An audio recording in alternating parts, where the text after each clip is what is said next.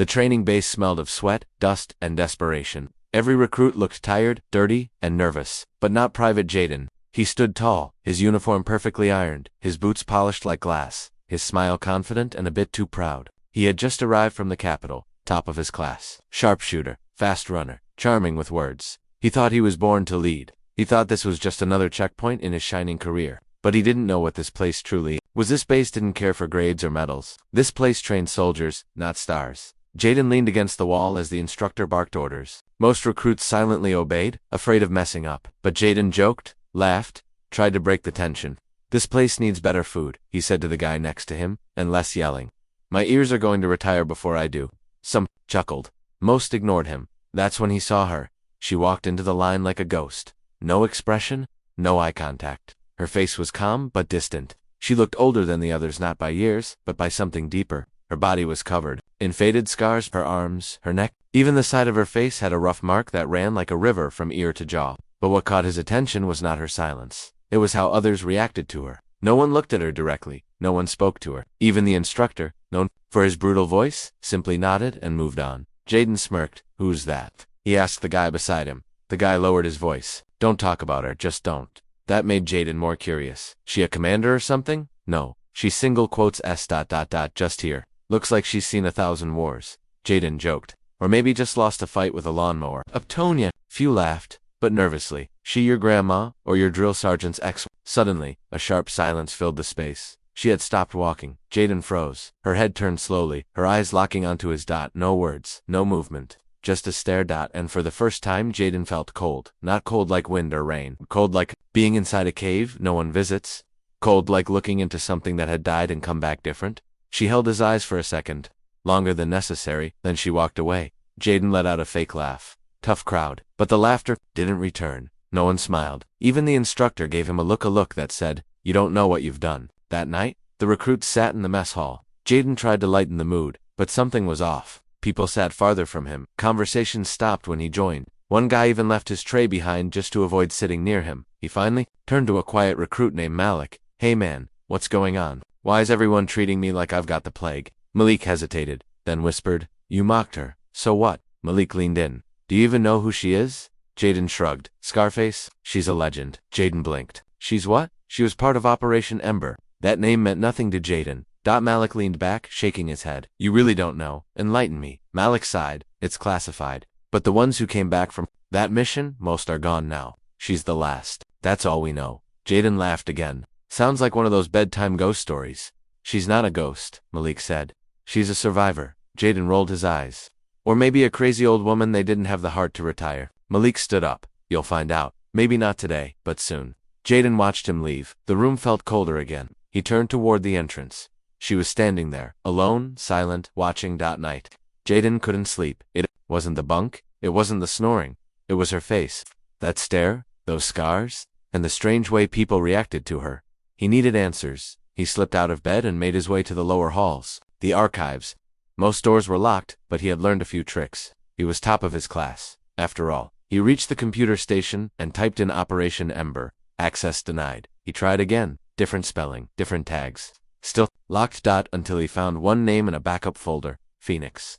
Classified level red. Jaden paused. That was strange. A code name. He clicked it. The file opened. Only one image. Grainy, damaged. A woman holding a wounded soldier in her arms. Flames behind them. Her face half burned. Jaden zoomed in. It was her. Same scar. Same eyes. There was a caption below the image. Only one came back. Jaden stared at it suddenly. The door behind him clicked. Footsteps. He quickly closed the file and ran back toward the bunks, his heart pounding. As he slid into bed, trying to calm his breath, he saw a shadow standing at the far end of the room, watching. The next morning, the recruits were taken out for drills. Jaden tried to act normal, but his mind kept returning to the photo, to her face, to the name, Phoenix. The instructor yelled out names, then said something unexpected. "Today's observer will be her."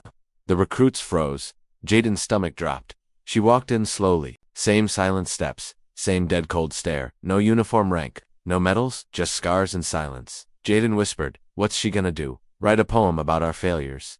The drill began. Obstacle courses, combat maneuvers, simulated ambush. Jaden was fastest in the group. He dove, rolled, and climbed with ease, until she stepped in. She pointed to him. "Attack me," she said. Her voice was calm, deep, tired. Jaden laughed. Ma'am, I don't hit old women. Then you've already lost. The instructor nodded. Do it. Jaden smirked. All right, don't say I didn't warn you. He moved forward, fast, aiming to just tap her shoulder. He didn't even see it happen. In one blink, she twisted his wrist, kicked his legs, and slammed him on the ground, face down, breathless. In 3 seconds, no one laughed this time. Jaden lay there, stunned. She stood above him. Speed is nothing without respect. She walked away. The group stood in silence. Jaden didn't get up for a long time. Later, as he sat nursing his pride, he noticed something fall from her backpack near the bench. A small photograph. He picked it up. 8 soldiers, young, smiling, dirty uniforms. She stood at the center. No scars back then. On the back, someone had written, "For my brother. You died for a cause." They erased. Jaden stared at it, then looked up. She was gone. But the weight of her story was just beginning to unfold, and Jaden was at the center of it now, whether he was ready or not. The night after the awkward insult, the rookie thought everything would go back to normal. He laughed about it with a few other recruits, trying to hide the little sting of shame he felt when she didn't react. But deep down, there was something in her silence that unsettled him. It wasn't anger. It wasn't sadness. It was something else, like cold steel, like a storm hiding behind still clouds. The other recruits didn't laugh back this time. They looked away or changed the subject. One of them, a quiet kid from Texas, whispered, "You don't know what you've done, man." The rookie frowned. "What are you talking about?" "She's just another broken vet hiding in base." But no one responded. Even the usually talkative recruits fell into silence.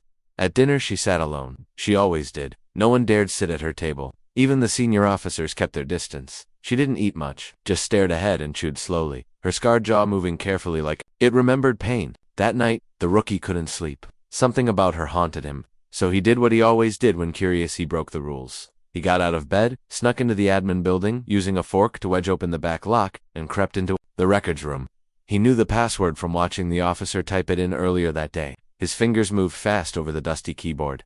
He typed in her last name. Nothing came up. He frowned. He tried searching for her ID number. Still nothing. Frustrated, he typed scarred female veterans and filtered by their base. That's when something odd happened. A single file popped up. Red flag. Restricted. Codename Phoenix. His eyes narrowed. There was no full name. No rank. Just a small thumbnail imager. Much younger, dirtied, half-burned, holding a rifle in one hand and the lifeless body of a fellow soldier in the other. His stomach flipped. He clicked on the file, but a prompt appeared. Security clearance. Red. Authorization denied. He leaned back, confused, and suddenly cold. Why would someone like her have a codename? He didn't even know soldiers had those unless they were spies or part of secret missions. The next morning, she was already outside before sunrise, jogging alone on the trail behind the base. He watched her through the mess hall window. Her steps were slow but steady. Every move showed discipline, precision, and pain. Later that day, during hand-to-hand training, she stood silently to the side, arms crossed. She was watching, observing. The instructor called her over without hesitation. "Scar, you mind assisting with the demo?" She stepped into the ring without a word. The rookie froze. "Scar," he whispered. Another recruit leaned in, not because of her face, because of what she left on the battlefield. The rookie didn't get time to ask what that meant. The instructor called his name. "Rookie, up, try to pin her." The rest of the recruits laughed nervously. "Me, against her?" The instructor nodded. "You think she's weak? Let's see." The rookie smirked and stepped in. "All right, ma'am, no hard feelings." She didn't reply, just took a stance balanced, calm, and unreadable. He lunged toward her, thinking he'd go easy. But in one quick movement, she caught his wrist, twisted it, used his own momentum against him, and flipped him onto the mat, hard. It knocked the wind out of him. The room went silent. No one clapped, no one laughed. She stood over him and whispered, "That was easy." Then she walked out of the room without waiting for praise. The rookie sat up slowly, face red, ribs aching, but it wasn't the pain that bothered him. It was the feeling of humiliation and confusion. That night, he stayed back in the mess hall and waited for the base librarian to leave. Once the place was quiet, he entered the digital archives and used a bypass software he had downloaded on his private flash drive. He didn't care if it got him kicked out. He had to know who she was. He searched again. Codename Phoenix. This time, the software let him past the first wall. What he saw next made his stomach churn.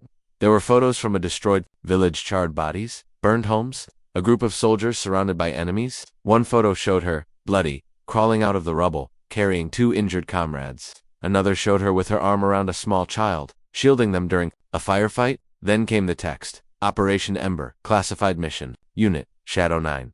All Kia, except codename Phoenix. KIA, killed in action, all dead, except her. He read on. Subject carried out evacuation of 5 civilians and 3 wounded soldiers after ambush. Sustained severe burns and internal injuries. Refused evacuation until others were safe. His breath caught. Upon return, subject refused public recognition. Requested reassignment to base. Refused therapy. Declined all interviews. One note from a general read: Phoenix is a ghost. She walks among us, but she lives back there in the fire.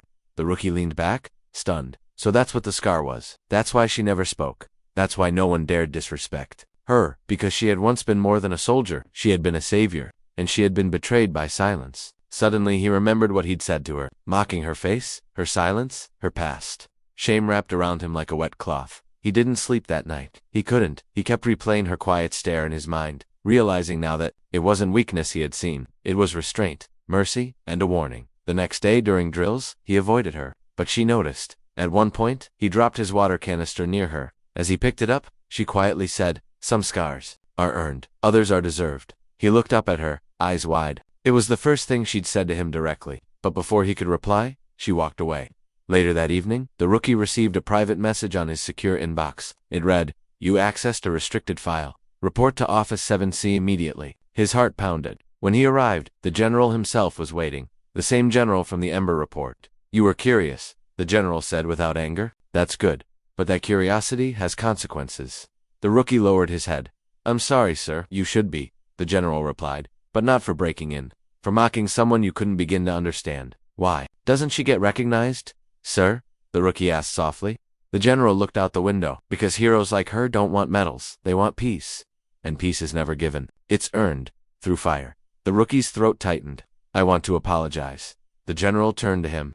"Then earn the right to." That night, as he walked back to the barracks, he saw her again, standing alone in the training yard staring at the stars. He wanted to say something, but couldn't. Instead, he saluted her, and for the first time, she nodded back. But just as he started to walk away, an alert popped up on the base loudspeaker. "All units to briefing room. Urgent mission, debrief, incoming. Alpha clearance only." The rookie froze. That was the highest level clearance? And then, over the speaker, came a voice that sent chills through everyone on base. "This mission requires codename Phoenix." The entire base fell into silence, and the scarred woman turned slowly toward the speaker. Unreadable. Like a ghost called back to the battlefield. Rain poured heavily over the training field, soaking everyone in seconds. The new recruits were dragging their tired bodies through the mud, trying to keep pace with the shouting of their drill sergeants. Among them was Private Rayner, the same rookie who had insulted the scarred woman 2 days earlier. But today, his voice wasn't mocking. It was quiet, breathless, and barely holding on. Across the field, Sergeant Maya, who everyone still called just the scarred woman behind her back, stood with her arms crossed. Her face was half covered by a black cloth, as usual, but her eyes were sharp and watchful. She said nothing. She didn't need to. Her presence was louder than any yell. She was observing everything: the foot placement, the posture, the fear in their eyes. Rayner stumbled again and cursed under his breath. Mud splashed on his uniform and face. He looked up briefly, expecting laughter, but there was none. Only the cold stare of Sergeant Maya. Her silence cut deeper than any insult. After the training ended, the recruits collapsed into their bunks, exhausted and shivering. Rayner sat at the edge of his bed, rubbing his knees. He glanced toward the other side of the barracks, where a few other rookies whispered. "She's not human, man," one said. "The way she watches us, like she already knows what we're going to mess up." "Yeah, but did you see how the general looked at her that day?" another added. "Like she was someone ... important." Rayner said nothing. Inside he was torn. His ego wanted to hold on to the image of Maya as a burned-out old soldier, a freak of the past. But something inside him, something uncomfortable, was beginning to shift. Later that night, as the barracks quieted down, Rayner couldn't sleep. His body ached, but his mind was louder. He got up, put on a hoodie, and quietly stepped outside. Rain had stopped. The night was still. He walked across the base, past the mess hall, past the motor pool, until he reached the far end, where the older soldiers stayed. That's where he saw her. Maya sat alone on a bench, a metal flask in her hand, looking out toward the dark sky. She didn't turn when he approached. "What do you want?" she said, her voice steady, not unkind, but not welcoming either. Rayner hesitated. I don't know, I guess. I wanted to ask about the scars." She turned her head slightly. Even in the darkness, Rayner could feel her stare. "I thought they disgusted you," she said plainly. "They did," he admitted, feeling shame crawl up his neck. "But I think I was just scared. I still am." Maya took a sip from her flask. "Scars scare people. Not because they're ugly, but because they're honest. They tell stories people don't want to hear." Rayner sat down a few feet away. "What's your story?" Maya was silent for a long time. Then, without looking at him, she said, Do you know what codename Ashblade means? Raynor blinked. No. Should I? She smiled faintly. One day, you'll understand. But if you're really asking, you'll have to earn the right to hear it. Raynor wanted to ask more, but something told him not to push. He nodded and stood up. Thanks, I guess. She didn't reply. He left her there, feeling something inside him shift again, a sense of respect forming in the space where arrogance had lived. The next morning, the entire base buzzed with unexpected news. A surprise inspection from the general himself. Everyone scrambled to prepare. Boots were shined, bunks aligned, uniforms tightened. When the general arrived, there was a strange tension in the air. His presence was commanding, but it was the way his eyes scanned the area that caught everyone's attention. When his gaze fell on Maya, it softened. Just a flicker, but it was there. He walked toward her, bypassing everyone else. Sergeant, he said with a nod. Sir, she replied firmly. Raynor watched from the line, curiosity burning inside him. I may need you for something classified, the general said, voice low. Be ready in 48 hours? Yes, sir. That was it. No explanation, no public order, just a quiet exchange. But to those watching closely, something had changed. Maya wasn't just another scarred vet anymore. She was someone the general needed. That night, whispers spread again. But now, they were different. Did you hear that? She's going on a classified OP. General said he needs her, not wants. Needs. Raynor sat silently, listening. He felt the weight of his own ignorance pressing on him. 2 days passed. The mission wasn't announced, but Maya disappeared from the base. No one saw her leave. No one knew where she went. Even the commanding officers remained silent. Meanwhile, training intensified. A new instructor temporarily replaced Maya, but none had her sharp eye or quiet command. Then, on the 5th night, just as everyone had started to settle again, a black chopper landed in the center of the base. Its blades stirred the dust and grass violently. The rookies rushed to the windows. The doors opened. Out stepped Maya, but she wasn't the same. She wore a different uniform, now black with red stripes. No name tag, no rank, only a patch on her shoulder. It was the same symbol the general wore on his inner jacket. Some kind of covert unit. Her face was uncovered. All of it. The scars, the burn marks, the healed slash across her temple. And yet, she walked with such confidence. No one dared look away. A few steps behind her was someone no one expected to see, an enemy officer, cuffed and bruised. Maya had captured him. Raynor's mouth fell open. The general walked out from his office, looked at the prisoner, then at Maya. Clean, he said. Always, she replied. Then the general did something no one expected. He turned to the crowd and said, some of you still whisper about the woman with scars. But let me remind you, codename Ashblade doesn't need rank to lead. She's the reason some of you are alive today, even if you don't know it. Gasps. Silence, then murmurs, then questions. Raynor froze. Ashblade, that was her. He remembered her words that night. One day you'll understand. Now he did. But the story didn't end there, because the prisoner she brought in, he wasn't just some low-level threat. Within hours, a red alert was triggered across the base, and Maya, she didn't return to the barracks. She went underground with the general. Raynor knew, at that moment, that everything they thought they knew about her was wrong, and something much bigger was coming. The entire base was under lockdown. No one was allowed in or out. Guards doubled up on each gate. Radios buzzed with encrypted codes that none of the recruits could understand. Everyone was restless. In the middle of all this chaos, Raynor lay awake in his bunk, staring at the ceiling. His heart raced. He didn't know why, but something deep inside told him that everything had changed. The moment that name was spoken aloud, Ashblade.Maya.she had vanished again. This time, not into the shadows of routine, but into a place only the general seemed to have access to. The rumors were growing louder, and even the senior officers weren't hiding it anymore. Something serious was happening by morning. The entire training schedule was cancelled. A meeting was called in the mess hall for all recruits and mid-level officers. The room buzzed with whispers, nervous glances, and impatient foot taps. When the general entered, a sharp silence fell over the hall. He didn't waste time. 3 days ago, Sergeant Maya, known to some of you as the Scarred Woman, and to those who matter, as codename Ashblade, completed an unsanctioned extraction mission in foreign territory. She was operating alone. She succeeded. Everyone listened, stunned. She retrieved a former enemy intelligence officer. The man now in our custody was involved in a plot that, if not stopped, would have compromised every major military communication system across 5 countries. Gasps filled the room. But there's more, the general continued. He was here not long ago, inside our borders, inside our networks. He knew things he shouldn't. That means someone on the inside helped him. The air turned cold. We have a traitor among us? That one sentence sent a chill through every soul in the hall. Recruits turned their heads, looking at one another with suspicion. No one spoke.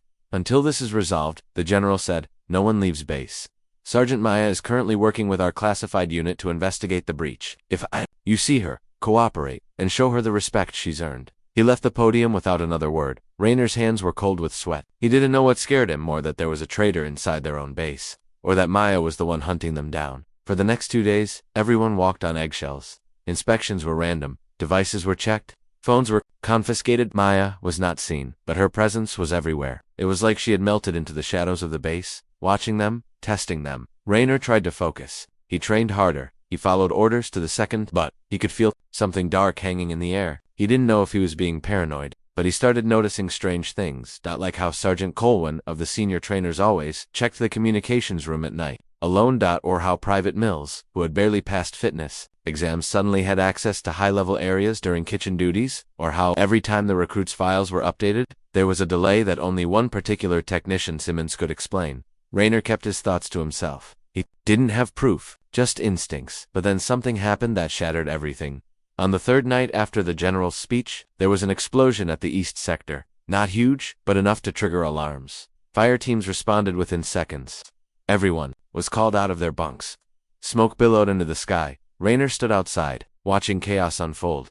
Then he saw her. Maya. She was in full combat gear, but not the usual kind. This was a dark suit, lightweight, tight, built for speed. Her face was uncovered again. She had a pistol in one hand and a tablet in the other. She didn't run. She moved with purpose. She walked straight toward the control room, ignoring orders, bypassing guards, and no one stopped her. Raynor followed her from a distance, careful to remain unnoticed. Through a crack in the glass of the hallway, he saw her connect the tablet to a secure port. Her eyes moved quickly. Then she froze. Without warning, she turned her head. Their eyes met. Raynor gasped. He'd been caught. But instead of yelling or ordering him away, Maya opened the door. "You want to know the truth?" she said. Raynor nodded, his mouth dry. "Come." Inside, the screen on the wall showed a map, red lines connecting dots across the base. Access points, communications nodes, entry logs. Maya tapped a few commands. One name popped up repeatedly. Sergeant Cole. "He's the leak," Maya said. "But he's not working alone." Raynor stared in disbelief. Why are you telling me this?"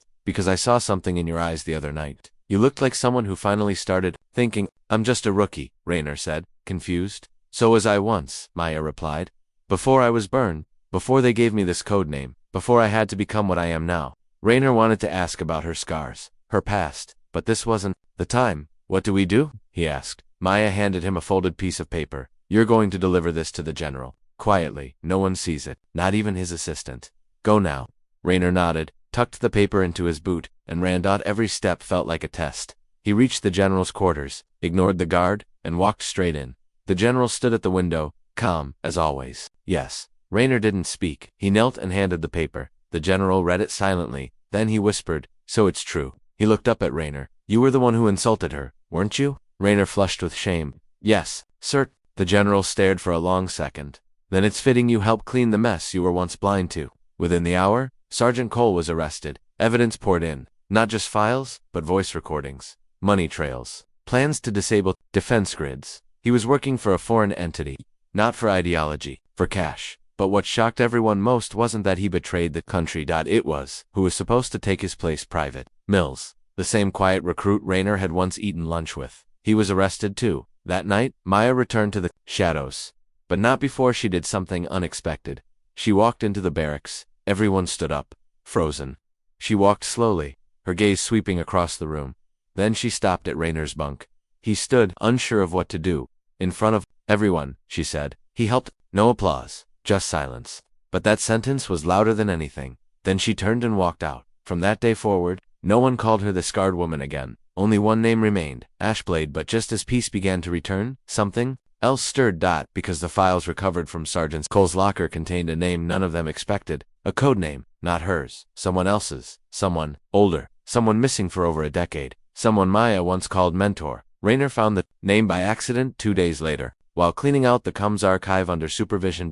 When he showed it to the technician, the man turned pale. "You need to give this to the general. Now." And so the story didn't end. It had just begun again, with an even deeper shadow, one that even Maya feared. The sun was low on the horizon, casting a warm orange hue across the training grounds. The quiet hum of evening drills filled the air, but inside the mess hall, the atmosphere was thick with tension. Rookie Daniels sat quietly at a corner table, avoiding eye contact with anyone. His earlier words, harsh, mocking, full of ignorance, still echoed in his own head. "Who let the scarred-up grandma into uniform?" he had said. It was supposed to be a joke, but the way everyone fell silent, The way the atmosphere froze told him he had made a mistake. A big one. Sergeant Rhea hadn't responded with anger. She hadn't raised her voice or even defended herself. Instead, she had looked straight into his eyes with a calm, steady stare that felt colder than ice. And then she had walked away. That was 2 days ago. Since then, Daniels had noticed a shift. People treated her differently, always with respect. Sometimes with fear, but more than that, they had started treating him differently too. Not with open contempt, but with a kind of quiet disappointment that hurt more than outright anger. Today, though, things changed. Lieutenant Harris entered the mess hall and called out, "Sergeant Rhea, gear up, you're with me." There was a slight murmur in the room. Rhea, who had just started her meal, quietly stood up, saluted, and exited without a word. Daniels couldn't help himself. He followed. He stayed far behind, but close enough to see them disappear into the operations tent. A few minutes later, they both came out in full gear, in black tactical uniform, Harris carrying a locked briefcase. Daniels hid behind a stack of crates and watched as a military vehicle arrived. The two officers got in and left the base. Back inside, Daniels asked a fellow soldier, "What's that about?" The soldier looked at him with disbelief. "You don't know? Rhea's not just a trainer. She's Special Recon Black Ops. You think she got those scars from cooking accidents?" Daniels swallowed hard. "Then why is she stationed here? With rookies like us?" The soldier shrugged. "Maybe she asked for it. Or maybe someone up top wants her to watch us." That night, Daniels couldn't sleep. His thoughts kept circling back to her eyes. The silence after his insult, the way everyone reacted. He felt guilt eating at him, sharper with every breath. The next morning, he decided he'd talk to her, apologize properly. He spotted her near the weapons shed, cleaning a rifle. "Sergeant," he said, voice uncertain. She looked up slowly. "Permission to speak?" he asked. "Granted," she replied without emotion. "I was out of line," Daniels began. "I didn't know. I didn't understand." Rhea stared at him for a moment before saying, "You're right, you didn't." She returned to cleaning her rifle, but understanding doesn't require knowing someone's past. It just needs basic respect. "You didn't give that." Daniels nodded, shame washing over him again. "Can I make it right?" he asked. She paused, then said, "Respect is not given in words, it's shown in action. Let's see how you behave when things get real." That afternoon, they got their chance.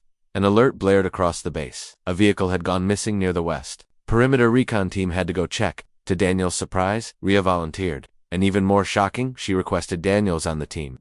Command hesitated, then approved. They moved out in silence. It was a simple recon mission, just a visual sweep, but things went wrong fast. The vehicle, a military jeep, was found abandoned. No sign of struggle. No footprints, just the engine still warm and radio chatter cut off mid-sentence. "Something's off," Rhea muttered, eyes scanning the trees. "Stay alert." That's when the first shot rang out.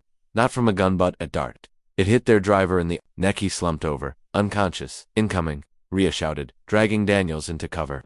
The jungle around them erupted with movement. But it wasn't enemy soldiers. It was silence. Shadows, swift figures moving like ghosts. "We're not dealing with amateurs," she said, voice calm but sharp. Daniels was panicking. "What do we do?" She looked at him. "Follow orders. And don't die." They moved through the brush, dodging tranquilizer darts, using signals to communicate. Rhea moved like a phantom, silent, efficient, deadly. Daniels struggled to keep up but didn't dare complain. At one point, they came across a tripwire. Daniels didn't even see it, but Rhea pulled him back just in time. "Look with your mind, not just your eyes," she whispered. Hours passed. The sun began to set. They finally found the source, a hidden camp, small but advanced. Inside were stolen supplies, and to Daniels' horror, the unconscious bodies of 2 missing soldiers. Rhea motioned for him to stay while she scouted. Moments later, an explosion rocked the trees. Smoke, fire, shouting. Daniels waited, pulse pounding. Then Rhea reappeared, dragging 2 enemies by the collar and signaling for retreat. They carried the wounded back through the jungle. Reinforcements met them halfway. Daniels collapsed with exhaustion. Back at base, command debriefed. Them commendations were mentioned. Rhea gave her report with sharp clarity. Then command did something unusual. They asked Daniels to share his view. Nervous, he stood up. "Sergeant Rhea saved my life. Multiple times. I wouldn't be here if not for her." After the meeting, as they walked outside, Daniels looked at her and said, "I don't know what they called you in the field, but I hope someday I earn the right to call you by it." She paused, looked at him not with coldness, but something closer to understanding. "Until then, just keep your mouth shut and your eyes open." That night, Daniels sat by himself again. But this time, no one avoided him. A few nodded, one even clapped him on the back. Rhea walked past, scars visible in the mess hall light, but no one looked away, no one laughed. And Daniels knew respect wasn't given, it was earned, one hard step at a time. But as the night grew quiet, he overheard a whisper between 2 senior officers. "Did you hear what she did in the Kale mission?" One said. "I thought that file was classified." The other replied, It was Intel. The general mentioned her codename again. Shadowhawk. Daniels froze. Shadowhawk, that was her. He sat back, breath caught in his throat. He had insulted a legend, and she had saved him anyway. Daniels hadn't slept much. The weight of what he'd heard the night before clung to his mind like a fog. Shadowhawk. That was her codename. The codename whispered across war zones, in hushed voices among special ops. He had grown up hearing stories about Shadowhawk, the lone operative who once rescued an entire unit trapped behind enemy lines in Kale Province. The soldier who walked through fire with a sniper on her back and a wounded comrade on her shoulders. He never imagined that legend would be standing quietly beside him, wiping mud off a rifle. Wearing standard fatigues and moving like the scars on her face didn't matter. The mess hall was quieter than usual. Daniels moved through the line, grabbed his tray, and took a seat near the back. He expected the usual solitude, but this time, a few of the rookies sat down near him. No one said much, but it was enough to notice the shift. He wasn't being frozen out anymore. Still, his eyes kept drifting to Rhea, sitting by herself in the corner, calmly sipping tea, reading a field manual like none of it mattered. He wanted to ask her everything, about Kale, about the codename, about why someone like her was here training rookies. But he knew better than to push. The quiet was broken by an unexpected sound: a helicopter overhead. Not the usual supply chopper. This one was darker, bigger, sleeker. It landed fast, kicking up dust. Within seconds, 4 MPs stepped out, flanking a tall man in an all-black uniform. His chest bore no rank, no name. Just one patch and eagle holding lightning bolts. The base froze. Officers stood. Conversations died. The man walked straight into the operations tent. Within minutes, word spread like wildfire. Intelligence division, here for someone. Some thought it was about the missing convoy. Others feared it meant war. But it was something more surgical, more personal. Sergeant Rhea, report to command, came the loudspeaker announcement. Daniels felt his chest tighten. Everyone turned to look. She stood slowly, calm, as always, and walked toward the tent. Inside, the tall man was waiting. Colonel Vance, notorious for being the head of Covert Strategic Deployment CSD, a shadow branch that rarely appeared in daylight. He didn't shake hands, didn't sit, just handed over a sealed folder. "We've got chatter," he said, voice like steel scraping concrete. "The Kale cell is resurfacing. We intercepted a name." He paused. "Yours." Rhea took the folder, opened it. Inside were grainy photos. Satellite footage, a blurred figure in a mountain region, a face half seen but familiar, too familiar. Her fingers tightened slightly. "This can't be real. He died in Kale." Vance shook his head. "No body was ever recovered, only ashes." "And your testimony?" Rhea said nothing. "We need you to confirm the intel. Not as a trainer, as Shadowhawk." Outside the tent, Daniel sat on a wooden crate, waiting. Time passed slowly. The door finally opened. Rhea stepped out, but something was different. Her eyes were sharper, her steps more purposeful. She wasn't just Sergeant Rhea anymore. She was wearing her real skin now. Daniel stood. "Is everything okay?" he asked. She looked at him, measured him for a moment. "Pack your gear. We're leaving tonight." He blinked. She nodded. "You want to earn respect, don't you?" He hesitated, then saluted. "Yes, ma'am." Night fell quickly. A smaller aircraft arrived, silent, matte black, barely visible under the moonlight. Inside, a skeleton team was already waiting. A medic, 2 communication experts, and a tech analyst. All eyes turned when Rhea boarded. No one questioned her presence. They knew who she was. Daniels followed, nervous but alert. He had no idea what lay ahead. They flew low across rugged terrain. Hours passed. Finally, the pilot spoke. "Approaching the target zone, 40 clicks south of Kale Ridge. Unmarked compound buried in the cliffs." As they neared, Daniels glanced at Rhea. Her face was unreadable, but he could feel her tension. He leaned closer. "Is it true? What happened at Kale?" She didn't look at him, just whispered, "He was my partner. He died because of me. Or at least, I thought he did." They landed under cover of darkness. The team moved silently, using night vision. The compound was guarded, but lightly. Too lightly. Daniels noticed it too.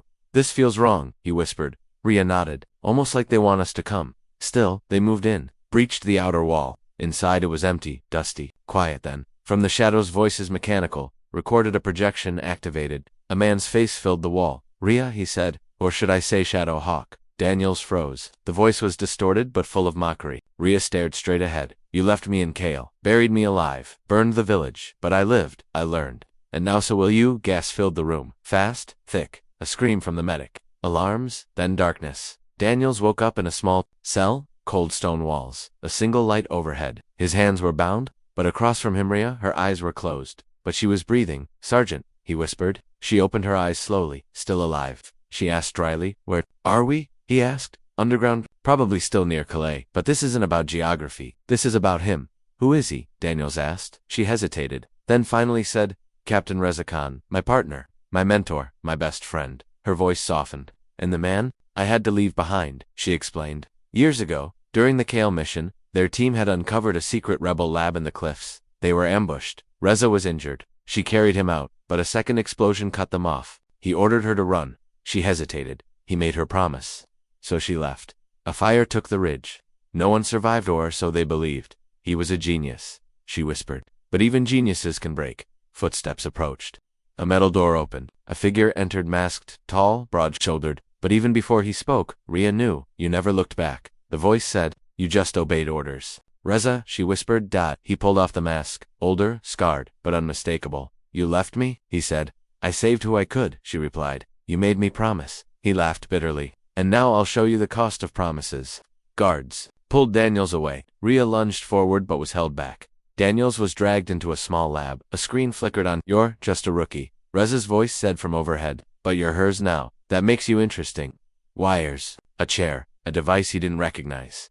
Back in her cell, Rhea paced like a trapped animal. Every second felt like a nail. She looked up at the surveillance camera. You want me, Reza? She shouted. Then face me. Stop hiding behind ghosts. The door opened. 2 guards entered. He wants you to watch. One sneered. They brought her into the lab, restrained but awake. Daniels was strapped to a chair, sweat on his face, eyes wide with fear. A pulse meter blinked pain, Reza said. It teaches faster than words. Don't do this, Rhea growled. He's not involved. But you were, Reza snapped. And now, you'll see how it feels to lose someone. The machine began to hum. Lights flickered. Daniels braced himself, and then Rhea screamed. A long guttural scream, not in fear, but in rage. With a sudden twist of her arms, she dislocated her own thumb, slipping out of the restraints. The guards moved to stop her, but she was already in motion, taking one down with a knee to the face, grabbing his stun baton, spinning into the other. Alarms wailed. She smashed the control panel. The chair deactivated. Daniels gasped for breath. We run, she shouted. They moved like shadows. Cutting through the compound, bullets flew. Reza's voice screamed through speakers. You think this is over? I built this from ashes. I'll bury you in it. They found an escape hatch. Crawled through an old tunnel. Daniels collapsed at the end, coughing blood, but alive. A week later, back at base, Daniels sat in the infirmary, bruised but recovering. Command debriefed him. Everyone had questions. About Reza, about Shadowhawk, but most of all about how a rookie and a ghost escaped together. Later that night, Rhea visited him. Quiet as always. You saved me, he said. She looked at him. You earned that. He tried to smile. Shadowhawk. She didn't correct him this time. Rest up, she said. We've got work to do. He's still out there. As she walked away, Daniels looked out the window, the stars above sharp and cold, and somewhere in the dark, a former hero had turned into a nightmare. But this time, she wasn't going to run. This time, Shadowhawk would finish what she started. The training ground was quiet that morning. Clouds gathered in the distance, the sky gray, heavy like the hearts of those standing on the field. The recruits had assembled as ordered, boots planted on wet earth, backs stiff with anxiety. Nobody spoke. No one wanted to be the first to meet her eyes again. Captain Elia, the woman with scars. They now knew who she was, but they didn't know what to say. Elia walked past them in silence. Her presence was heavier than before, her steps steady, controlled. She wasn't just a scarred officer anymore. She was the one with a past that carried pain and valor in equal measure. She had saved soldiers. She had lost comrades. She had survived betrayal. And now, she stood in front of them again, not to explain, but to lead. Noah, the rookie who had insulted her scars, hadn't been the same since the confrontation.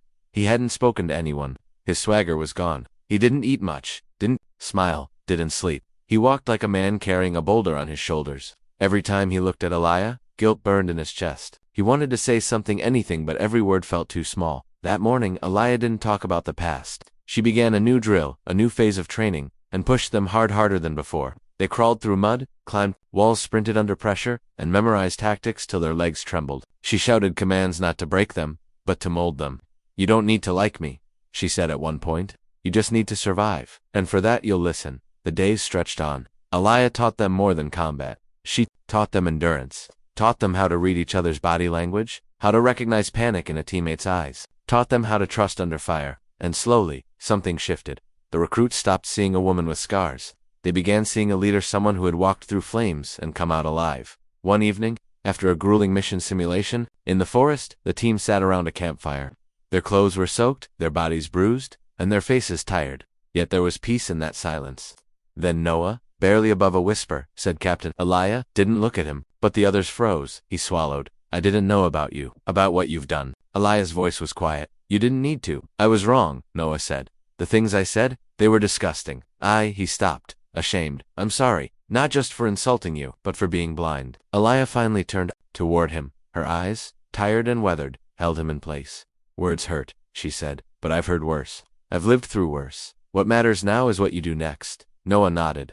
I want to earn your trust back. You'll have to earn it from your team first, she said, looking at the others. Trust isn't given, it's built.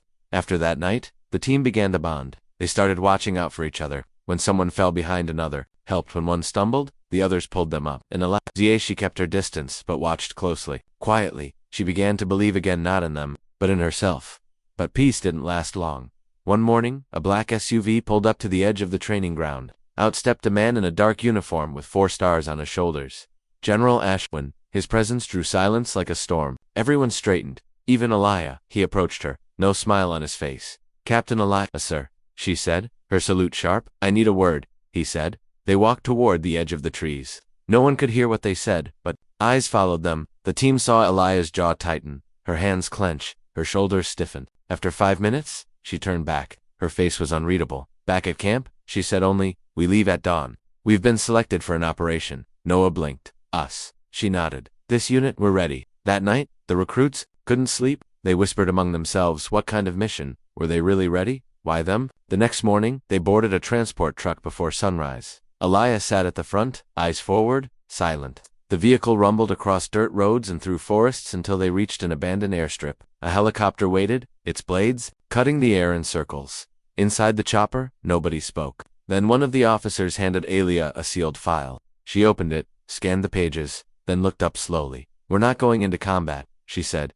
We're going into rescue. Who are we rescuing? Asked Reza, the second youngest of the team. Elia paused. An undercover operative, someone who went missing 3 weeks ago in hostile territory. Who is it? Noah asked. Elia looked out the window. My sister gasps moved through the cabin. She's alive, Reza asked. Elia nodded. We received a distress code. Only a few hours ago, a code known only to her and me. The chopper roared toward the horizon as fear and purpose blended in every heartbeat. The recruits weren't just fighting for a cause now. They were fighting for their captain, for her family, for something bigger than themselves. But as the landscape below changed from green to barren, they didn't know what waited ahead. In the ruins of a broken village, someone else was watching, and that someone had Elia's name on a list. Her real name, not the one the recruits knew. The wind picked up. The tension cracked like thunder in the distance, and in a cold basement hundreds of miles away, a voice whispered, she's coming. After all these years, codename Revenant, the helicopter touched down near the outskirts of a war-torn village. The sky was gray, and dust swirled in the air like ghosts from the past. The moment the recruits stepped out, they could feel the tension. Burned houses, abandoned vehicles, silence thicker than smoke. Elia stepped onto the ground with purpose. Her boots hit the dirt like a soldier returning home not to a place, but to a battle she thought she had left behind. She held the file in her hand, but the real weight was on her heart. Her sister, long thought dead, or worse, was alive, trapped, sending her old code, Revenant, the name that hadn't been spoken in years. The recruits fanned out behind her, carrying their gear, eyes scanning every ruined building. Noah was close. To Elia, his guilt was gone, now replaced by respect and something deeper, loyalty. The team had trained under her command, but this was different. This was personal. This was family. Elia led them into the village slowly, checking corners, stepping over broken bricks and shattered glass. No signs of life. No sounds, except the wind and the distant creak of metal swinging somewhere on a loose wire. This place was hit hard, Reza whispered. Looks like no one's been here in weeks. That's what they want us to think, Elia said. She stopped near a collapsed building and opened the file again. A map, hand-drawn and slightly burned, showed an old water plant beneath the ground. That was the last known location. That entered the main square. A faded flag hung from a pole, torn by weather and war, bullet holes in the walls.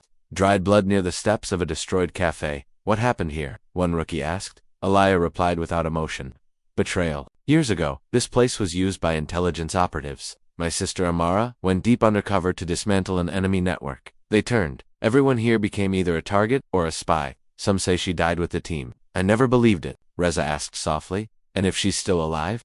Elia looked at him. Then someone's hiding her. Or using her. They moved forward. Suddenly Elia raised a hand. Everyone froze. Did you hear that? She said. A faint metallic clink. Then another. They ducked just in time. A shot cracked through the air and hit the wall behind them. Sniper! Elia shouted. They scrambled behind cover. Another bullet hit the ground near Noah. He rolled behind a cart and pulled his rifle up. Direction, Reza called. North Tower, 2 o'clock. Aliyah replied. Noah aimed carefully, slowed his breath and fired. Silence. Then a body dropped from a broken balcony above. Aliyah motioned them forward. We're not alone. Someone knows we're here. They entered the underground tunnels through the old power station's collapsed stairwell. The air inside was damp and cold. Pipes dripped. Lights flickered faintly from backup power sources someone had reactivated. She's been here, Aliyah whispered. She moved like she remembered every step. This place was ours once. Then everything changed. As they descended, they found sign scratches on the walls, markings in chalk, old codes that only agents would understand. 3 arrows, Noah whispered, pointing to a symbol. It means danger ahead, and loyalty behind. Aliyah added, my sister marked this. She knew someone might come. In a chamber deep below, they found an old door welded shut. This was a safe room, Aliyah said. It's sealed from the outside. She placed her hand on it, eyes filled with pain. If she's in there, she didn't finish. They worked fast, using tools and explosive gel to weaken the welds. As the door cracked, they prepared for the worst. Inside was darkness and silence. Flashlight, Aliyah ordered. Reza handed her one. The beam cut through the black. A figure lay against the far wall, chained, barely breathing. Long black hair, dirty skin, but alive. Amara, Aliyah whispered. She ran inside, dropped to her knees. The woman opened her eyes slowly. You? Finally, she croaked. You came back? I never stopped looking, Aliyah said. She touched her sister's face. It's over now. But it wasn't. A click echoed behind them. Aliyah turned. A shadow moved too fast. A man stepped out of the darkness, gun in hand, calm and precise. You should have stayed dead, Revenant, he said. Noah raised his weapon, but the man already had the upper hand.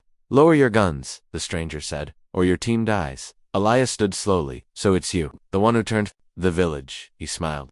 You never figured it out. The mission you thought was yours, it was always a trap. Your sister didn't go missing. She was bait, and now, so are you, Reza whispered. Captain, say the word. Not yet, Aliyah said quietly. He wants fear. Don't give him any. The stranger paced in front of them. You were a legend, Aliyah Revenant. They called you dead, and back again. A name whispered in camps, but now you're just another mistake walking into my hands. Aliyah looked at her sister. Is it just him? Amara nodded weakly. There were others who used me to lure Tims. You're not the first, but you're the last. The man laughed. Touching, but pointless. Then he stopped. His smile faded. I heard they buried you with honors. I always thought that was too easy. Should have checked the body. Aliyah's voice was calm. You should have finished the job. In a flash, she threw a blade from her belt. It struck his shoulder. The team fired. Chaos, dust, screams. Aliyah ran to cover her sister. Noah dragged her behind the broken pipes. Reza fired at the walls as backup security entered from hidden doors. They were waiting. Someone shouted, they set us up. Then we break their setup, Aliyah growled. No more hiding. No more silence. She stood tall and pulled something from her bag. A chip, inserted it into the terminal near the safe room. What are you doing? Noah yelled. Ending this, she said. The terminal flashed blue. Alarms sounded. Lights turned red. Gas began to fill the outer rooms. The enemy scattered. Aliyah grabbed her sister and shouted, Go, up the back tunnel. Now they climbed through broken shafts, bullets hitting metal around them. Noah helped carry Amara. Reza covered the rear. The ground shook. A fire spread below. As they reached the top, the sun was rising, and behind them, the old bunker exploded. Smoke rose into the sky like a signal. The team collapsed on the grass, panting. Alive. Amara lay in her sister's lap, crying softly. You came back for me. Aliyah touched her face. You're my blood. I'll always come back. Noah stood nearby. Captain, you were Revenant. Aliyah looked at him. I still am. Then she added, but I'm more than a name. I'm a survivor, just like you will be. But even in that moment of victory, her eyes were distant. She knew something, felt something. This wasn't over. The man they fought wasn't the true leader. He was just a piece. Far away, in a glass office atop a skyscraper, another man watched satellite footage. He leaned back, fingers steepled. So she lives, he said softly, then let the game begin. Behind him was a wall full of codenames and old photos. And at the center, circled in red, was a scarred face. Aliyah, Revenant. Underneath, one chilling word. Threat. The base was unusually quiet when Aliyah returned. The usual buzz of boots, radios, and training drills was missing. Even the air felt heavier, like it knew what had just happened. Aliyah stepped down from the truck with her sister Amara, now in civilian clothes, leaning slightly against her. Behind them, Noah, Reza, and the rest of the team walked slowly, bruised, burned, but alive. They were welcomed by silence, not from disrespect, but from stunned respect. Word had already spread. The operation wasn't official. It wasn't cleared, but the results were undeniable. A hidden enemy cell destroyed, a legendary agent found alive. A ghost from the war returned, And above all, a name that was once buried had come back to life. Revenant. General Aldrich was waiting at the entrance, his arms folded, his face unreadable. Noah felt his breath catch. "We're gonna get court-martialed," he whispered to Reza. "Maybe worse." But Alaya didn't stop. She walked straight to the general, her eyes calm, steady, requesting emergency debriefing. Operation Winter Echo concluded. One high-value asset recovered, multiple enemy casualties. Safe return of all personnel. General Aldrich looked at her for a long moment, then he spoke. "I read the unofficial reports. Unauthorized mission, civilian zone breach, use of restricted tech, rescue of a dead agent. Is that what happened?" "Yes, sir," Alaya said, "and I'd do it again." To everyone's shock, the general didn't shout. He didn't punish. Instead, he stepped aside. Conference room C now. Inside the briefing room, the lights were low. The screens showed satellite maps, audio feeds, redacted files. Amara sat with a blanket over her shoulders, drinking water. Her hands still shook. "I knew the man who ran that cell," the general said slowly. "He wasn't just some terrorist. He was ex-intelligence, our own. He defected years ago, and no one could find him.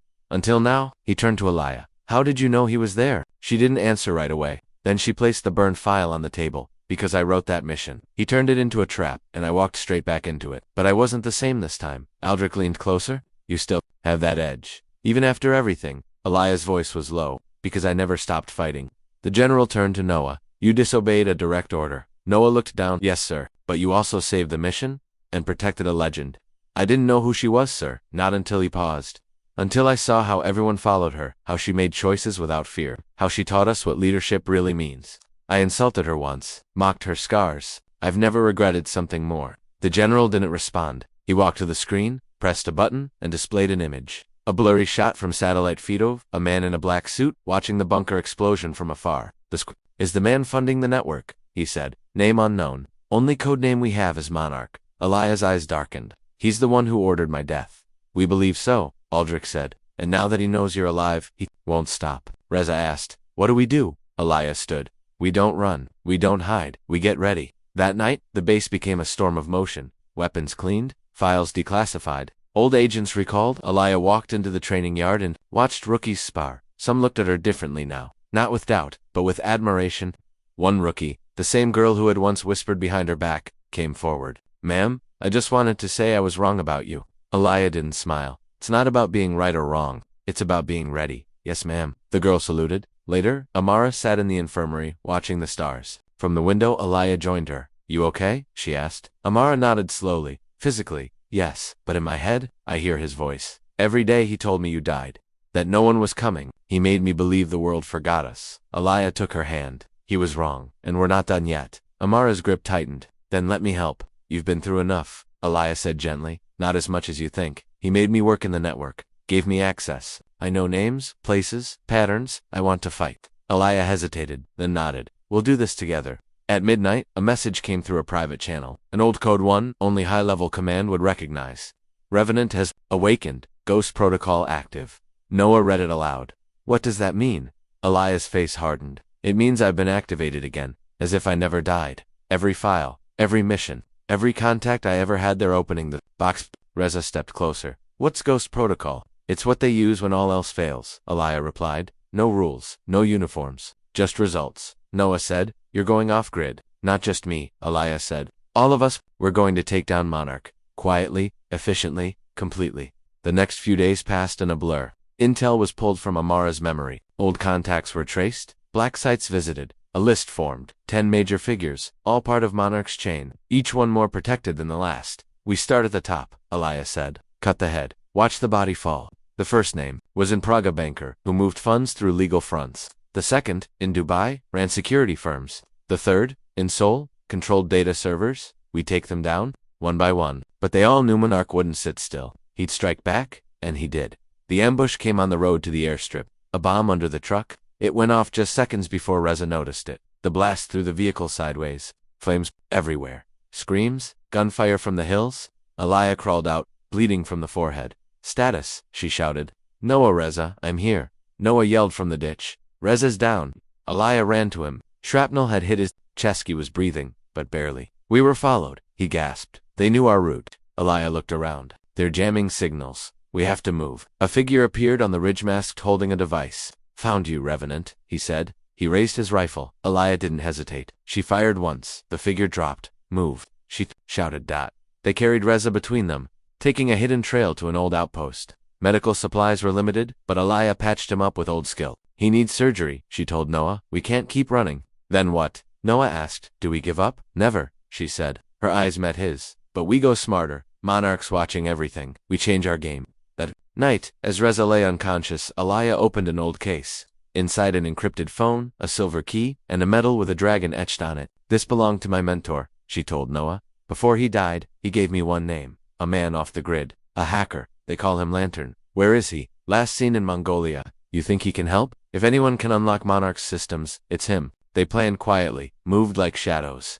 But as they prepared to fly, Amara showed Alaya a photo. I found this in his files, she said. You need to see it. Alaya took the photo.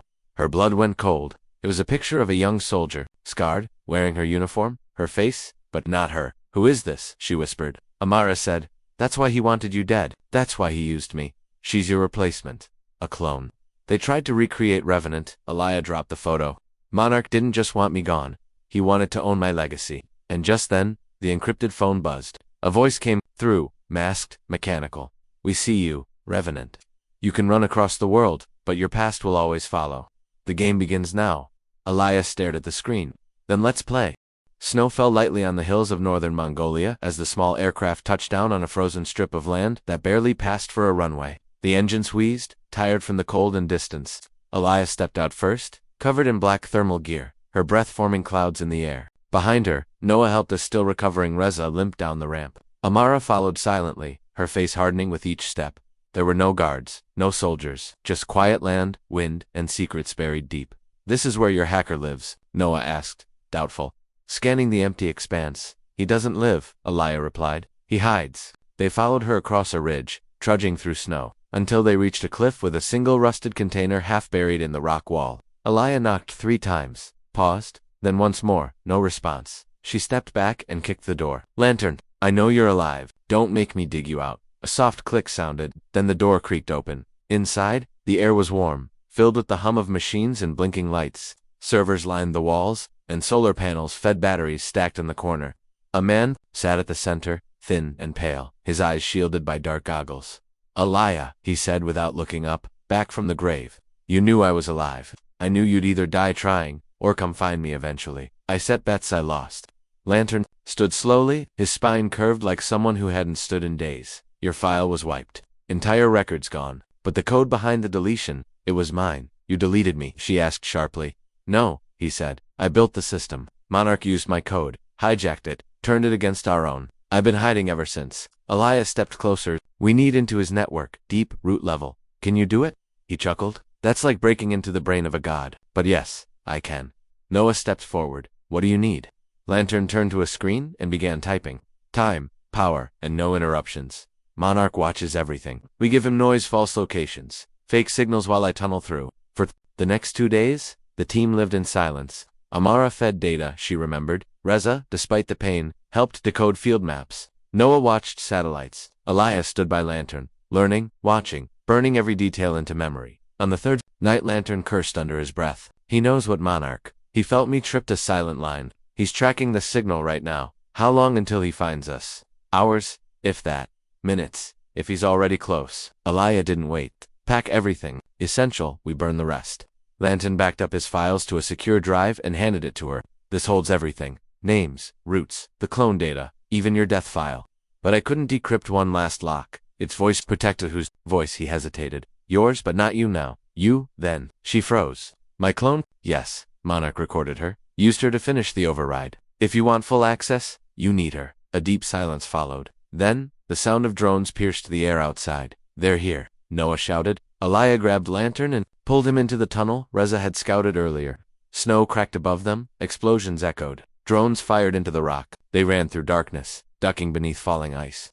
Until they reached the emergency truck parked a kilometer downhill. They didn't look back as they sped toward the border. Alaya stared at the drive in her hand. If this is real, it means Monarch has something much worse than we imagined.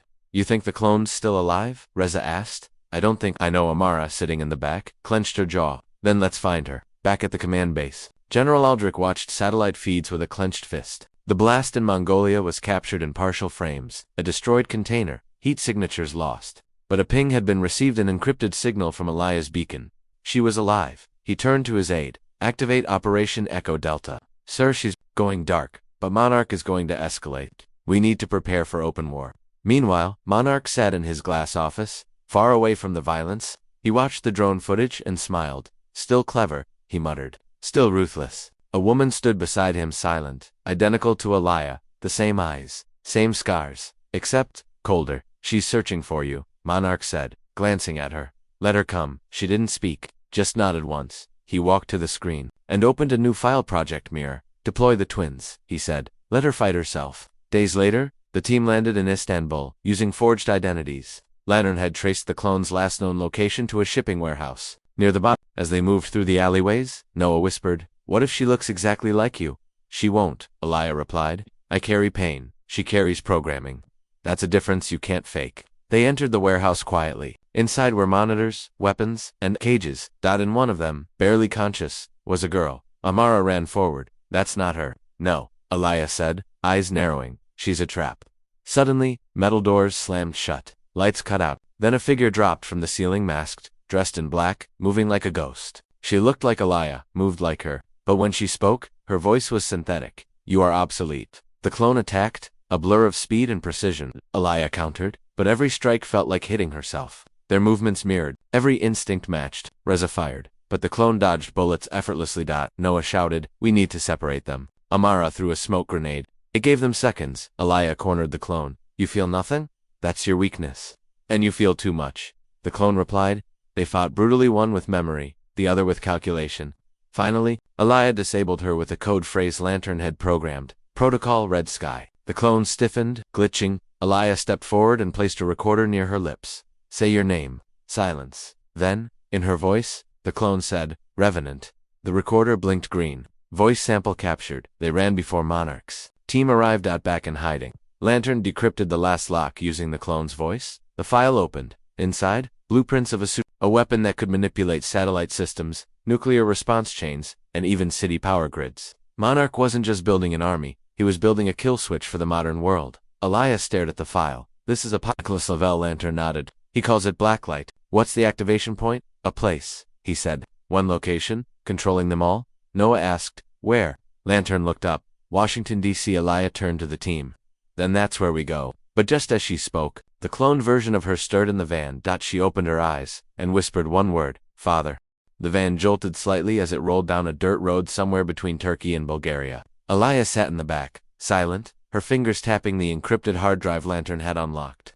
The clone revenant was strapped to a metal chair, her eyes open now, blinking slowly, as if waking from a deep, distorted sleep. Noah sat across from her, gun loosely resting in his lap, unsure whether to lower it or raise it. Reza leaned near the front, wounded but alert. Amara watched Alia, watching for signs of hesitation. There were none, but the tension in the air could slice through steel. "I said father," Revenant whispered, her voice no longer robotic, but soft, almost human. Noah frowned. "What does that mean?" "Monarch is your creator." Revenant looked at Alaya. "Not Noah. He said I was made from her, but improved, clean, not broken like she is." "I'm not broken," Alaya said coldly. "Yes, you are," Revenant replied, "and that's what makes you dangerous." Lantern's voice buzzed over the comms from the following vehicle. The decrypted files say Monarch's final weapon activates via biometric recognition, retinal scan, voice print, and a final code, spoken only by the original keyholder. "Alaya," Noah said, turning. "That's you." Alaya didn't nod, didn't speak. She just stared at her clone, knowing what was coming. Lantern continued. "The entire system was built around the original Echo project. That's what you were, a prototype soldier designed to win wars before they started. But Monarch didn't want soldiers. He wanted puppets. You broke the system, so he built one who wouldn't," Reza muttered. "Exactly," Lantern said. Amara leaned forward. "So now, to shut the system down, or even stop it from launching, he needs Alaya's voice. Or her clones." Revenant spoke again. "He won't use me, not unless I'm controlled. But he'll come for her. He always knew where she'd run." Reza narrowed his eyes. "Then why hasn't he taken us already?" Revenant smiled faintly. "Because he wants to make you choose." "What? Choice?" She looked directly at Alaya. "Either you stop him, and die, or join him, and live." Silence filled the van. Cold wind blew through a crack near the door. No one moved. Then Alaya broke it. "Take us to the U.S. Embassy. I need a direct line to General Albrecht." Hours later, deep inside the embassy in Sofia, Bulgaria, General Aldrich's face appeared on the encrypted screen. His jaw was tight, his uniform sharp. Behind him, a war map blinked red in multiple locations.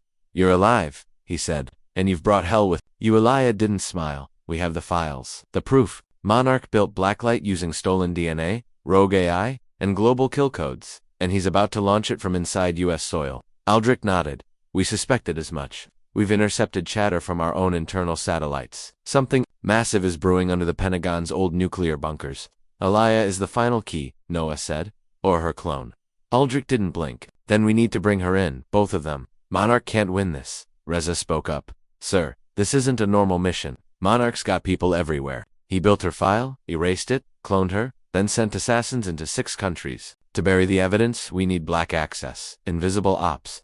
Aldrich considered, then said, "I'll reroute a stealth jet. No manifests, no logs. You'll land in Virginia in 12 hours. From there, you go underground." Elia nodded. "Understood." But before the call ended, Aldrich added, "Elia, your code name. It's being used again." What he typed something. A classified file appeared on screen. Operation Ghost, Lotus Agent Vanta. That was her code name, Vanta. Elia froze. "He stole my name too." Aldrich nodded. "He's taunting you, but we don't blink. We bury him." As the call ended, Amara whispered, "Why Vanta?" What did it mean? Elia's voice was soft. "It meant I could disappear into the darkest place and survive." 12 hours later, the jet landed on a secluded strip in rural Virginia. The team moved quietly, escorted by 2 black SUVs. Into the dense forests west of D.C., they reached an unmarked facility built into the earth itself. Cold War relic, now repurposed. Inside were former agents, old soldiers, operatives who owed Elia their lives. They said nothing, only saluted as she passed. Word had spread. In the command room, Lantern connected the decrypted drive into the secure network. The map lit up instantly. "Blacklight is linked to all major data vaults," he said. "Financial markets, power grids, weapons, systems. If Monarch activates it, every country becomes vulnerable within minutes." Revenant, now dressed in civilian clothes, but still restrained, stood near a screen. "He'll use me as bait. Or worse." As voice override, Elia walked up to her. "Then we stop him first." Lantern pointed to a location, blinking red, under Fort Avalon. "A retired nuclear command facility, 20 miles south of D.C., that's the launch site," he said. "And the clone activation chamber is inside." "We go in," Elia said. "We shut it down." Noah looked worried. "What if it's a trap?" She looked at him. "It is." They suited up at dawn. Black gear, silent weapons, drone blockers. Amara and Reza took flank. Noah handled comms. Lantern stayed behind, feeding live data. Revenant was sedated and placed inside a secured chamber. The risk of Monarch triggering her remotely was too high. As they approached Fort Avalon, silence surrounded them. No guards, no drones, no motion. Elia, Lantern said in her ear, "It's too quiet, I know." They entered through a vent in the sidewall, climbed down old maintenance shafts, and breached the command corridor. Inside, the air was sterile, empty, clean. Too clean. Then they saw it, a hall filled with bodies. Not soldiers. Clones, dozens of Ilya HS. Frozen, stored in glass. Some partial, some perfect, Amara gasped. "He made an army." Reza backed up, stunned. "My God." Noah whispered, "How many versions of you did he need?" Elia stared at them. Some had her scars, some didn't. One even smiled through the glass, a ghost of what she never allowed herself to be. "None of them are real," she said.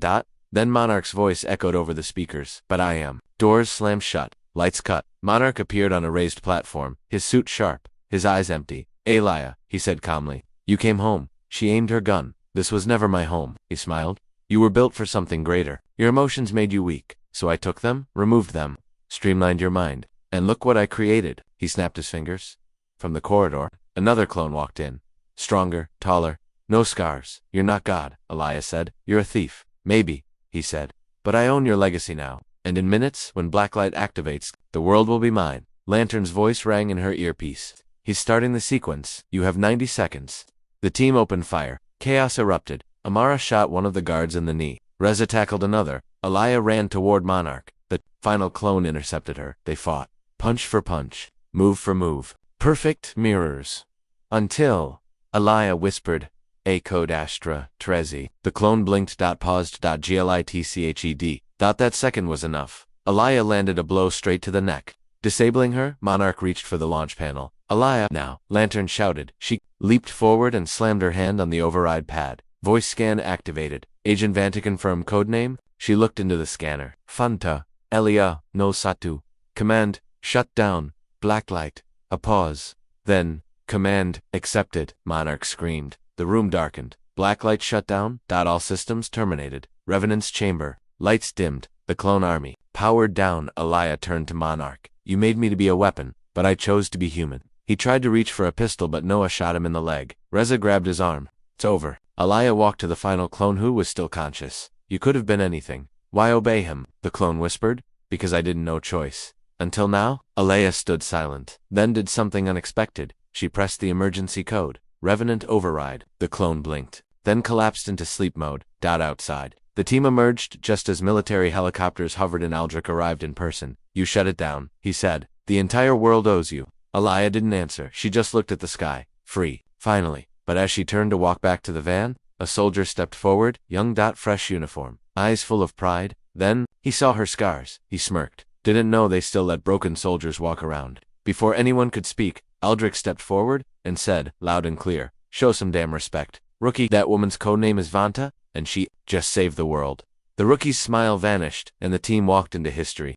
Rain was falling softly over Arlington as the black SUV moved silently through the guarded checkpoint. Alaya sat in the back seat, watching the drops crawl down the window. Her mind wasn't in the present. It was walking backward through fire, snow, war, betrayal, and a memory that would not let go. She had shut down Blacklight, stopped Monarch, faced the shadows of her own face. But nothing felt final. Not yet. Beside her, Reza sat quietly, arm in a sling, gaze locked forward. He hadn't said much since they left Fort Avalon. In the front seat, Noah and Amara were arguing quietly about debrief reports, but Alaya wasn't listening. She was staring at the white folder in her hand, the one Aldrich gave her. It was her official reinstatement. New rank, clearance restored, clean record. But the line that mattered most, subject, Echo class clearance, revalidated, Agent Vanta, active. They had given her back her name, not just the code, but what it meant. Still, she hadn't signed it, not yet.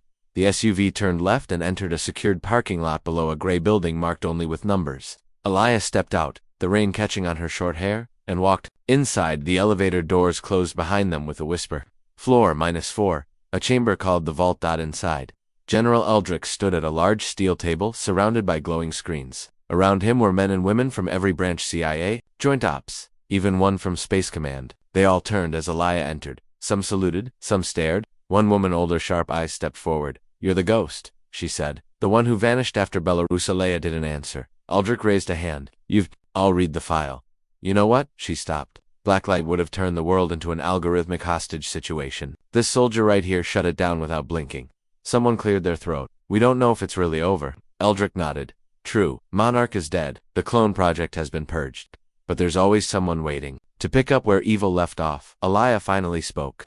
That's why I came. The room went silent. I'm not signing your folder, she continued, placing it on the table. I don't want a desk. I don't want rank. I want field orders. Black access. And I want Revenant under my direct protection. A woman in Navy? Blue frowned. You want to keep the clone? Why? Because she's not a weapon anymore, Alaya said. She's a survivor, like me. And Monarch built her from my DNA. She deserves a chance to become someone new. A long pause. Then Aldrich nodded. Granted, you'll have mobile oversight, shadow-level clearance. Your mission is cleanup. Of what? Noah asked Aldrich. Turn to the screen. The branches of Blacklight that weren't shut down. Data pockets. Secret buyers. International groups who tried to buy the code during its leak. We traced files to Moscow, Riyadh, Lagos, and even Silicon Valley. You'll take them out. Alaya looked at the map. Then simply said, send me over the next week. They moved fast. Alaya led the new task force, Project Iron Veil. With Amara, Reza, and Noah still at her side, they hunted the shadows Monarch had left behind. In Russia, they stormed a cold storage facility where one of the early clone scientists had built his own experimental lab. In Nigeria, they found a warehouse of AI brains modeled on Revenant's corrupted code. In San Francisco, they discovered a tech CEO who had planned to use Blacklight's leftover code to control smart cities through predictive behavior models. Each time, they shut it down. Each time, Alaya moved more like herself. And yet, every night, she sat with Revenant. In a secure room, white walls, soft light. The clone slowly began to speak more, ask questions, show confusion, even smile, hesitantly. Do I dream? Revenant once asked her. Alaya looked up. Do you? Sometimes I see mountains. And snow. A child laughing. Is that your memory? Or mine? I don't know, Alaya said. Maybe it's both. One morning, as they prepared for a mission in Istanbul, a courier arrived at the base. A package, no return address. Inside, a burned photo. It showed a man in a military uniform, monarch years younger, standing with a woman who looked almost exactly like Eliah. Only, it wasn't her. Noah stared at it. That's impossible. Lantern analyzed the photo within the hour. The woman's name was classified. All they got was a code name, Project Origin. Eliah felt something cold crawl down her spine. She wasn't just a clone of me, she said. I was a clone of her. Aldrich confirmed it later. Monarch didn't create you from scratch. You were his third attempt. The first one died. The second one vanished. That was her. Reza leaned in. So this isn't over? Aldrich shook his head. Far from it. Back in her quarters, Eliah sat by Revenant's bed. The clone had grown more curious lately. More human. Do you think there are more of us? She asked. Eliah nodded slowly. Yes. Will you find them? Yes. What will you do when you do? Eliah didn't answer at first, then said, I'll give them a choice. The final mission came quietly. A small building on the outskirts of Oslo, supposedly abandoned, but inside was a clean lab. No dust, fresh coffee, and a single screen blinking. Welcome, Vanta. Noah stepped back. It knows you're here. Suddenly, a voice filled the room. Female.com. I've waited for you a lot. Eliah raised her weapon. Who are you? The voice responded. I am what came before. I am Origin. A screen lit up, and there she was. The same face, but older, wiser. Eyes filled with something Eliah never expected to see. Regret I was Monarch's first project, the woman said. But I fled. Built this place to wait, hoping one day, one of us would survive. Why send the photo? Eliah asked. To warn you, others are coming. Clones, hybrids, not just made by Monarch. Others copied the tech. Blacklight wasn't the only storm, it was just the loudest. Then help us, Eliah said. I can't. Origin said. My DNA is failing. I'm dying. But you're not a ghost anymore. Eliah looked at her for a long time and nodded. You're right. When they returned, Revenant was waiting. She had packed a small bag. Where are you going? Eliah asked. To find who I am. She said. Without you? Without him? Just me. Eliah smiled. You're free. They hugged. For the first time, and maybe the last, back at the base. Another young recruit walked by. Eliah knew. Nervous. He saw her scars, and instead of laughing, he saluted. Agent Vanta, he said. She blinked. Why'd you salute me? She asked softly. My father said your name once saved his life. He was in the Belarus strike team. She said nothing, just nodded. Later that night she stood alone. On the roof. Noah joined her. Feels like the end of something, he said. She looked at the stars. No, it's the beginning. He handed her the folder. The world wants you back. Officially. She opened it and this time signed it. Eliah Vanta. Welcome back. Agent Noah whispered, and far away in another part of the world, a small screen flickered. A new clone opened her eyes and whispered, Where's Vanta? But Eliah was already in motion, stronger, wiser.